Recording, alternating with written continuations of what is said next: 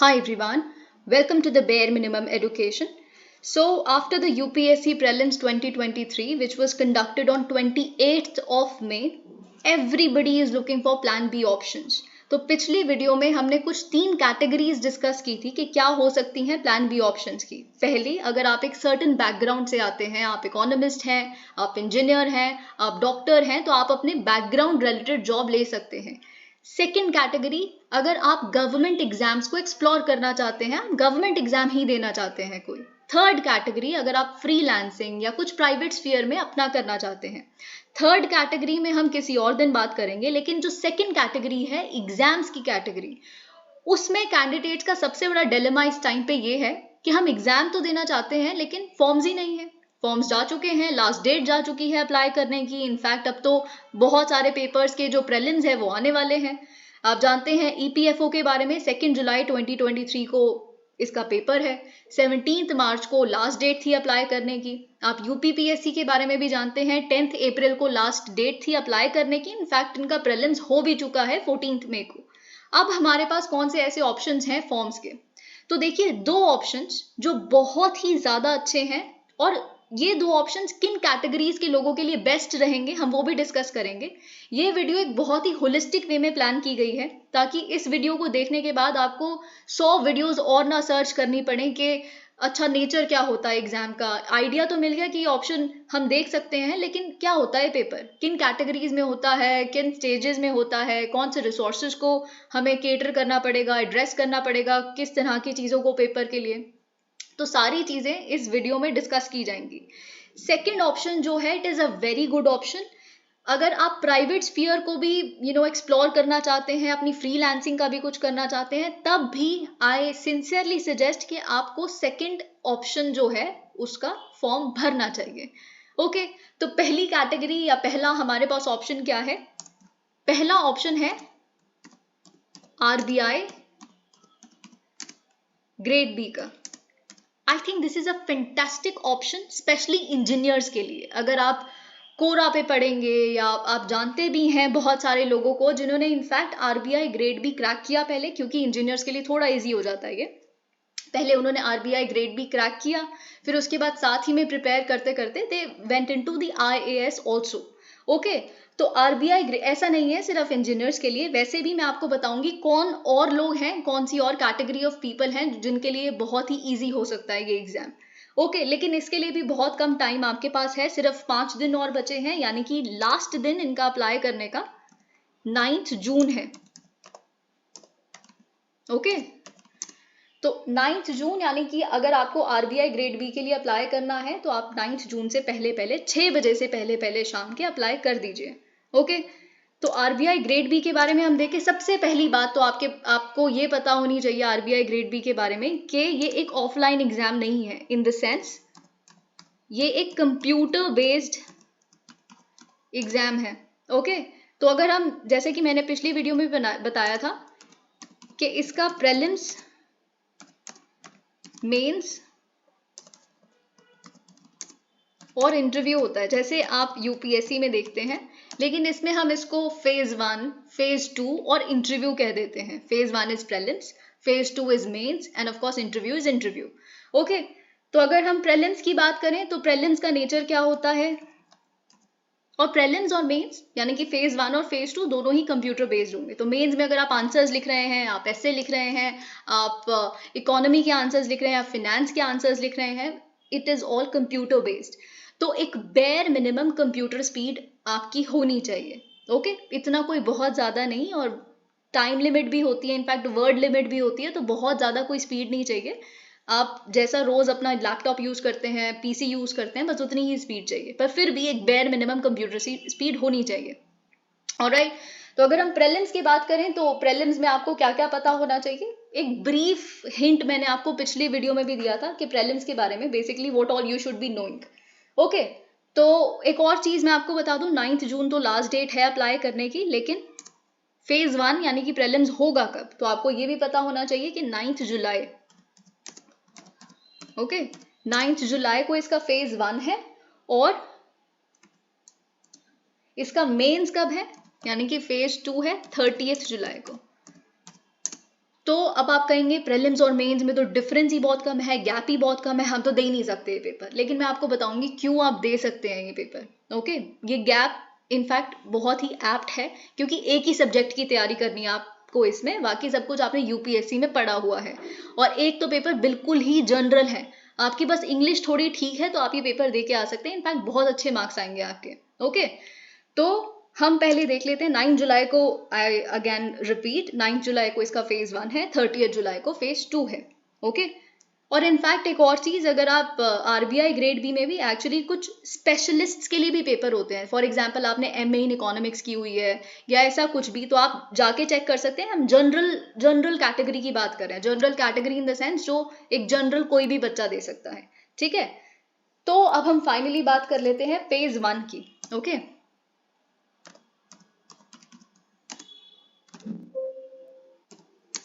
तो फेज 1 में बेसिकली मैंने आपको बताया हुआ है कि 4 सेक्शंस होते हैं। ओके, तो 4 सेक्शंस, जैसे कि देखिए आपने हर बैंकिंग एग्जाम में देखा होगा या आपको पता होगा कि हर एक सेपरेट सेक्शन की एक टाइम लिमिट होती है, उतने में फिर वो शिफ्ट हो जाता है। ठीक है, फॉर एग्जाम्पल आपको ए सेक्शन के लिए आपको 20 मिनट मिले हैं, तो 20 ही मिनट में वो टाइम शिफ्ट हो जाएगा, फिर दूसरा सेक्शन बी आ जाएगा। ठीक है, तो वैसे इसमें ये भी होता है, 4 सेक्शंस है। पहला अगर हम देखें तो आपको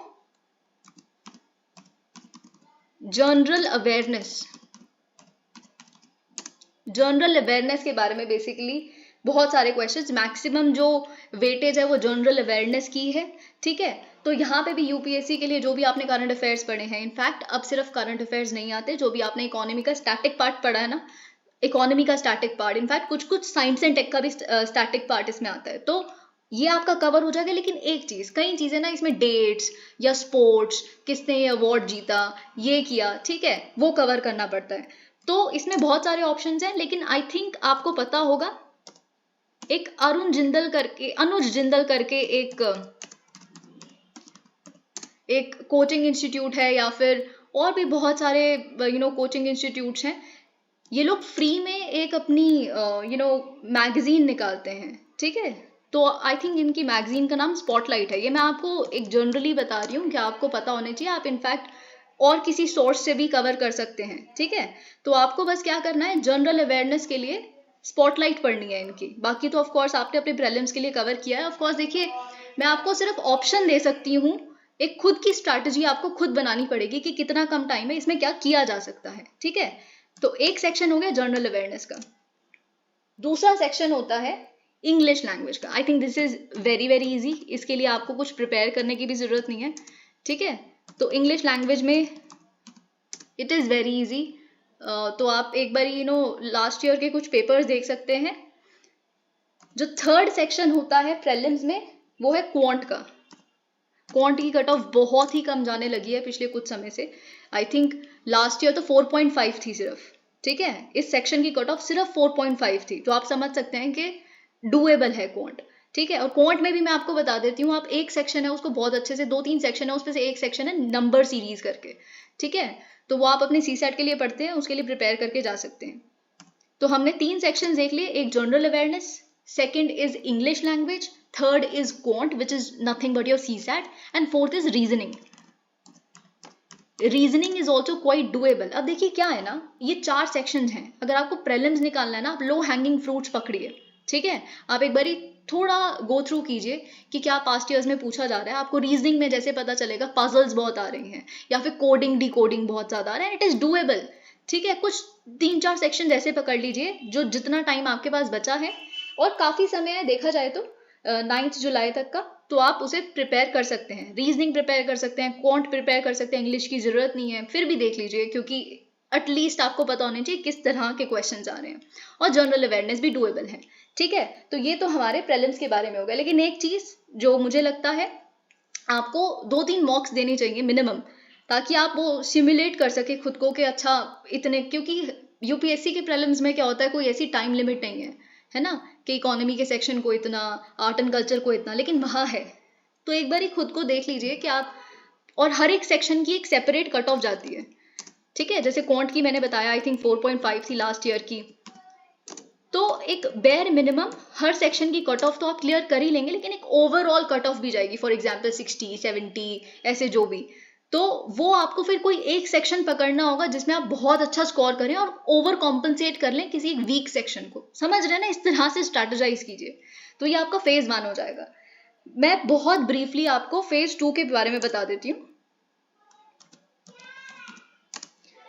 अब देखिए, जैसा कि मैंने आपको बताया कि 9 जुलाई को फेज 1 है, 30 जुलाई को फेज 2 है, तो इसके बीच में कितने दिन हो गए? 20 दिन हो गए। अब आप कहेंगे कि 20 दिन में हम कैसे प्रिपेयर करेंगे, 3 पेपर हैं, राइट? तो यहाँ पे भी मैं आपको बता दूं कि आपको सिर्फ एक ही पेपर के लिए बहुत अच्छे से प्रिपेयर करना है और वो 20 दिन में डुएबल है। इनफैक्ट आप उसका आधा पोर्शन अभी भी कवर कर सकते हैं अगर तो आपको बिल्कुल ही श्योर है कि आपके प्रीलिम्स में बहुत कम चांसेस हैं, ठीक है? Again it depends on you, I am not saying, मेरा सजेशन अभी भी यही रहेगा कि आप बिना कुछ सोचे अगले जितने भी दिन अब रह गए हैं 15 जून तक प्रिपेयर कीजिए अपने मेंस के लिए, ओके? लेकिन फिर भी it all depends on you. My job is to give you certain options, I am opening up things for you, it depends on you what you need to grab, okay? तो 20 दिन में basically क्या है, again strategise आप करेंगे, लेकिन 3 paper कौन कौन से होते हैं? एक पेपर है इंग्लिश लैंग्वेज का, ठीक है? तो इंग्लिश लैंग्वेज में क्या आता है, I am not telling you the order, क्योंकि पहला पेपर जो होता है वो इकोसॉक का होता है, दूसरा पेपर इंग्लिश का, लेकिन फिर भी मैं आपको बता रही हूँ इंग्लिश में क्या आता है। बहुत ईजी, बहुत ही ज़्यादा ईजी है, आप सब कुछ अपने स्कूल में करके आए हैं। रीडिंग कॉम्प्रिहेंशन होंगी, प्रेसी राइटिंग होगी, ठीक है, जो कि बहुत ही डुएबल है, ओके? और साथ में एसे, और ये सब कुछ आपको बेसिकली टाइप करना है, ओके? तो पहला पेपर हमने देख लिया, दूसरा पेपर देख लेते हैं। दूसरा पेपर इकोनॉमिक और सोशल इश्यूज हैं, very very easy, this is nothing but your GS3 and a little bit of GS1, okay? Again doable, आप पास्ट ईयर क्वेश्चन उठा के देखिए, आपको सच में लगेगा डीमोनेटाइजेशन, ऐसे ऐसे क्वेश्चन, बहुत ईजी क्वेश्चन आए हुए हैं, पॉवर्टी पे क्वेश्चन आया हुआ है जो आप पढ़ते हैं GS1 में, ठीक है? तो see, I have done the research work for you and it has taken a lot of effort on my part. जो आप सेकेंड ऑप्शन में इतनी सारी चीजें इकट्ठे करना, इस ऑप्शन में भी इतना बताना, तो it has taken a lot of effort on my part to come up with this video, okay? तो इकोसॉक में बेसिकली क्या है, जैसे कि मैंने बताया, this is nothing but GS1 and GS3। पहला पेपर हो गया इंग्लिश, दूसरा पेपर हो गया इकोसॉक, और हम तीसरा अब जो पेपर देखेंगे वो आपको प्रिपेयर करने की जरूरत है क्योंकि उसमें थ्योरीज आती हैं, ठीक है? आपका कोई भी दोस्त है जो FM जिसने पढ़ी हुई है, जैसे भी फिनेंस पढ़ी हुई है, मैनेजमेंट पढ़ी हुई है, और बहुत ही सिंपल है, खुद भी पढ़ सकते हैं आप, किसी की जरूरत नहीं है, आप नोट्स बाजार से खरीदिए FM के और खुद प्रिपेयर कीजिए, ठीक है? तो this is finance and management.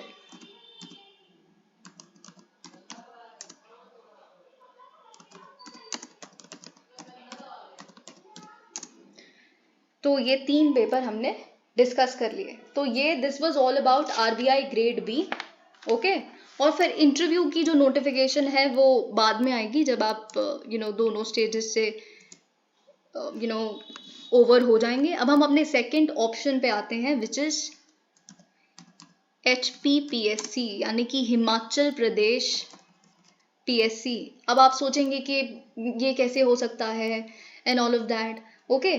तो पहली बात, तो इससे पहले कि हम ये देखें कि क्या नेचर है पेपर का और क्यों आपको ये फॉर्म भरना चाहिए, अ लिटिल बिट अबाउट के कब इसकी डेट है, क्या लास्ट डेट है भरने की, ओके? तो इसका जो फॉर्म आया था वो मई 18 को आया था, लेकिन लास्ट डेट इसके फॉर्म को भरने की जून 14 है। तो जून 9 RBI ग्रेड बी की डेट है लास्ट, और जून 14 HPPSC की डेट है। तो आपको जून 14 से पहले पहले इसका फॉर्म भरना पड़ेगा, ओके? तो इसका भी हम अगर नेचर देखें, वही exactly UPSC prelims mains interview, और इसका तो प्रीलिम्स भी बिल्कुल सेम है, मेंस भी बिल्कुल सेम है, और मेंस में एक पेपर कम भी हो जाता है, 8 पेपर होते हैं, ओके? और फिर इंटरव्यू, ठीक है?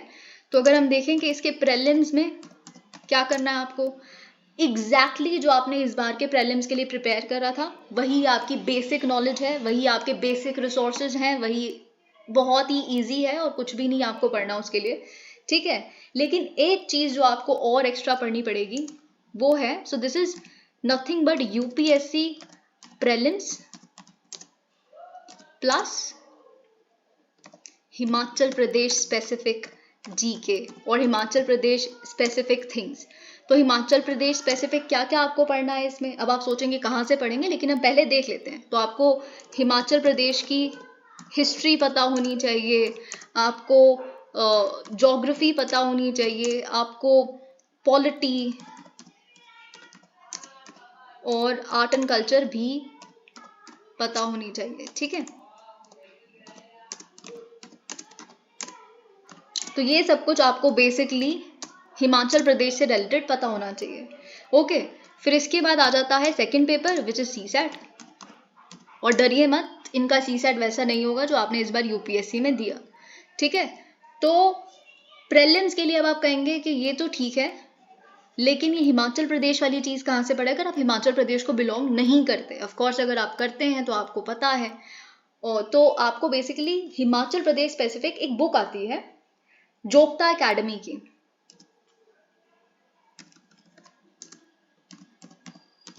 जोगता एकेडमी आप फ्लिपकार्ट अमेजन कहीं से भी मंगवा सकते हैं। तो जोगता एकेडमी की जो बुक है which is I think HPGK,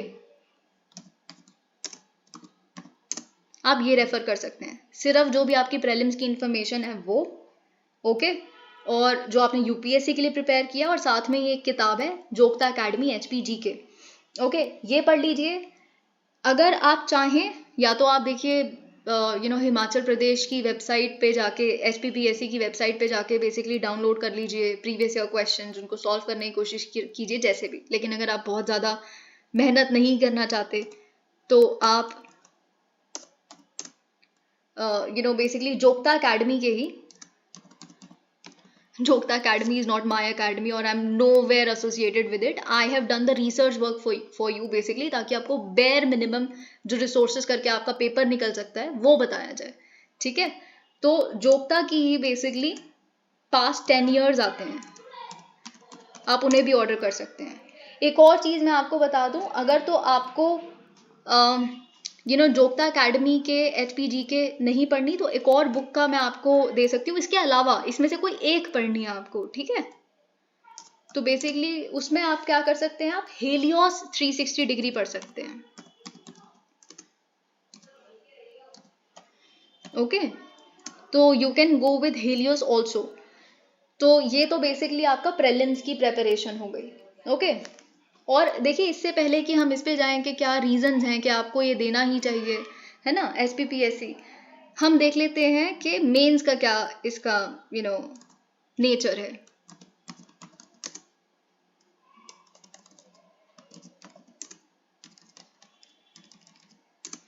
okay, तो मेंस में जैसा कि मैंने आपको बताया कि 8 पेपर्स होते हैं, और वही देखिए इसमें से 2 पेपर तो ऑप्शनल के हो गए आपके, और ऑप्शनल की भी लिस्ट एग्जैक्टली वही है जो आपकी यूपीएससी की ऑप्शनल के ऑप्शंस होते हैं, ठीक है। तो 2 पेपर ऑप्शनल के हो गए। अब बाकी 6 पेपर कौन से हैं, एक पेपर है इंग्लिश का, ओके, विच इज, और पता है मेंस का जो मैं बता रही हूँ ना, इसको लेके बिल्कुल टेंशन ही मत लो अभी, तो बिल्कुल भी नहीं, क्योंकि अभी इतनी ज्यादा एंजाइटी है कि I am seeing thousands and thousands of videos springing up, my honest review of UPSC prelims, and क्योंकि सब बहुत ही नाराज हैं, सब बहुत ही एंशियस है ना, यू गेट माई पॉइंट। तो इसीलिए अभी मेंस की बिल्कुल आप टेंशन मत लो, मैं बताऊंगी क्यों, और वही रीजन है कि क्यों आपको इसका फॉर्म भर देना चाहिए, ठीक है। लेकिन यहाँ पे भी कंपटीशन है, फिर कई लोग कमेंट में ये भी लिख देंगे, वो तो कंपटीशन तो एग्जाम्स में ये रहता ही है। इसीलिए मैं आपको कहती हूँ an exam cannot be a definite backup for another exam. This is my personal opinion. I don't know about others. इसीलिए मैं आपको कहती हूँ look for something freelancing और इस तरह के sphere में। खैर, we are talking about exams and some people are very good at it. So why not? तो पहला पेपर जो है वो इंग्लिश का 100 मार्क्स, ठीक है। फिर उसके बाद हिंदी का, और इनकी हिंदी होती है जो आप हमारे जैसे लोग आपस में बात करते हैं, वो वाली हिंदी नहीं, वो पेपर में नहीं, प्रॉपर हिंदी का पेपर होता है, ठीक है। तो हिंदी का paper is also 100 marks. Then we have essay, essay का पेपर इज ऑल्सो 100 मार्क्स। ठीक है, 3 पेपर हो गए, 3 पेपर रह गए, वो कौन से हैं? GS 1, 2 और 3। और GS 1, 2, 3 में भी हिमाचल प्रदेश स्पेसिफिक, जैसे अगर हम GS 2 की बात करें तो हिमाचल प्रदेश का पब एक्ट के बारे में आपको पता होना चाहिए, कुछ कुछ ऐसे गवर्नेंस एक्ट्स वगैरह हैं, लेकिन हम मेंस के बारे में यहाँ बात नहीं करेंगे। और मैं अब आपको बताऊंगी क्यों नहीं बात करेंगे और क्यों आपको इसका फॉर्म भरना चाहिए। पहली बात तो जो HPPSC का एग्जाम है वो किस दिन है? वो है बेसिकली जुलाई 23 को। ओके, जुलाई 2023 को, बेसिकली जुलाई 23, 2023 को इसका एग्जाम है। ओके, आज कौन सी डेट है? आज 4 जून है। ओके, लेकिन मैंने तो आपको ये भी कहा हुआ है कि आपको अभी अगले 10, 15, 20 दिन जितने भी अब रह गए हैं वो होल हार्टेडली मेंस की प्रेपरेशन करनी है। तो अब ये HPPSC कहाँ से घुस गया बीच में? तो एक और बात, ओके, यहाँ पे जब आपका रिजल्ट आएगा, I am expecting the result to be out on June 15। Example ले रही हूँ मैं आपको, ठीक है? तो जून 15 को आपके रिजल्ट्स आते हैं UPSC के। ओके, तो UPSC का जून 15 को जब आपका रिजल्ट आ जाएगा तो आपके पास जून 15 से, अगर फॉर एग्जाम्पल नहीं होता या जैसे भी, ठीक है, जो भी, एक बार को हम मान लेते हैं कि आपके फेवर में नहीं है रिजल्ट, ठीक है, तो जून 15 से लेके जुलाई 23 तक आपके पास कितने दिन हो जाते हैं? It is somewhere around 35 days, 35 full fledged days. एक दो दिन थोड़ा बहुत चला भी जाता है इधर उधर, तो 35 दिन है आपके पास। आपने अपनी प्रीलिम्स की तैयारी की हुई है, आप थोड़ा बहुत ब्रश अप कर सकते हैं। आपको बस एक किताब ही तो पढ़नी है यार, और साथ में ठीक है 10 ईयर्स भी कर लीजिए। तो आपको ये 2 ही तो चीजें करनी है कवर, और आप कर लेंगे। एक बार ही लास्ट ईयर के क्वेश्चंस देखिए, आसान है, ठीक है? तो ये बेसिकली आपको प्रिपेयर करना, और कौन सा आपने 100 के 100 क्वेश्चंस करने हैं, नहीं, है ना? तो आप ये बिल्कुल 35 डेज में कर सकते हैं।